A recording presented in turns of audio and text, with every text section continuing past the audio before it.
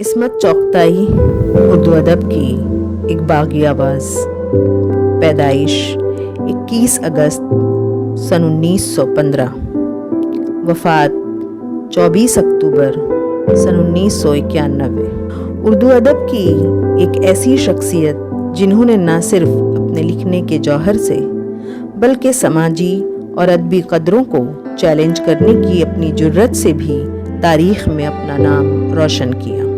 پطرس بخاری نے انہیں بجا طور پر اردو ادب کا ایک فخر قرار دیا ہے۔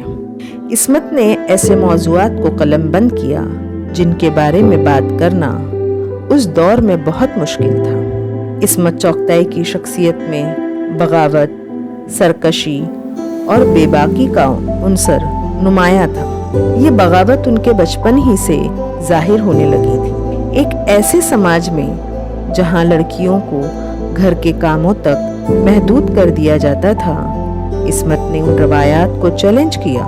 وہ لڑکوں کے ساتھ کھیلتی، خصوصاً گلی ڈنڈا کھیلتی، گھوڑوں پر سواری کرتی اور درختوں پر چڑھتی۔ یہ سب کام ایسے تھے جنہیں لڑکیوں کے لیے مناسب نہیں سمجھا جاتا تھا۔ مثال کے طور پر جب بھی لڑکے کھیلنے جاتے تو عصمت بھی ان کے ساتھ شامل ہو جاتی تھیں، اور اگر کوئی انہیں روکتا تو وہ زور دے کر اپنی بات منوا لیتی تھیں۔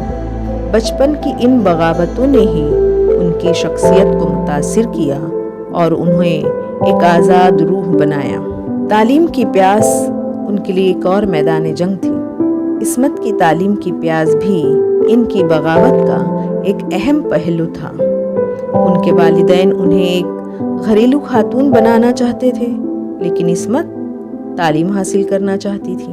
انہوں نے اپنے والدین کو قائل کرنے کے لیے یہاں تک کہا کہ اگر انہیں تعلیم حاصل کرنے کی اجازت نہیں دی گئی تو وہ گھر سے بھاگ کر عیسائی ہو جائیں گی۔ اس طرح انہوں نے اپنی تعلیم جاری رکھی اور اعلیٰ تعلیم حاصل کی۔ عصمت کی تحریریں حقیقت پسندانہ تھیں اور ان میں سماج کی تلخ حقیقتیں بھرپور انداز میں منعکس ہوتی تھیں۔ انہوں نے عورتوں کے حقوق، جنسی مساوات اور سماجی نابرابری جیسے اہم مسائل کو اجاگر کیا۔ ان کی تحریروں میں زبان کی سادگی اور بیانیے کی روانی تھی جس نے انہیں عام قارئین کے دل میں اترنے میں مدد دی۔ ان کے مشہور افسانوں میں لحاف، گیندا اور دو ہاتھ شامل ہیں۔ ان کے ناولوں میں ٹیڑھی لکیر، دل کی دنیا، ضدی، معصومہ، ایک قطرہ خون، بہرو، سودائی،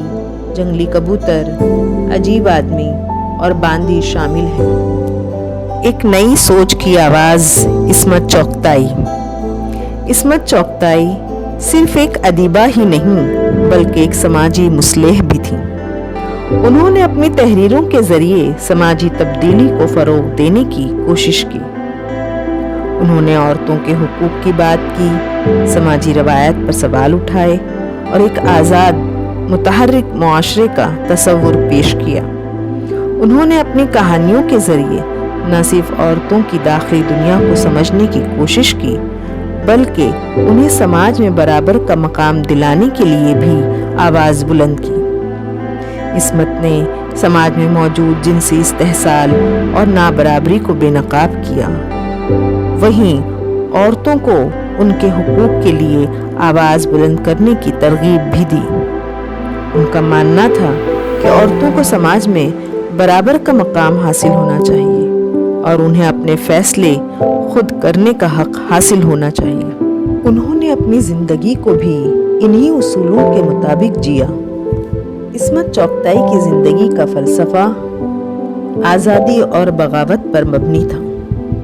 وہ روایات اور قیدوں کو قبول کرنے کے بجائے انہیں توڑنے کی کوشش کرتی تھیں۔ انہوں نے اپنی زندگی کو اپنے اصولوں کے مطابق جیا اور کسی کے دباؤ میں نہیں آئیں۔ انہوں نے محبت کو بھی آزادی کے ساتھ دیکھا اور اپنے رشتوں میں بھی برابری کو اہمیت دی۔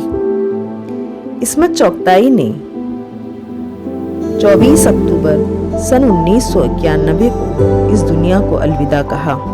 عصمت چاغتائی ایک ایسی شخصیت تھی جنہوں نے اپنی زندگی بھر समाज को आईना दिखाया।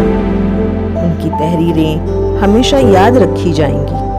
वो एक ऐसी आवाज़ थी जो बगावत और आज़ादी की अलामत बन गई।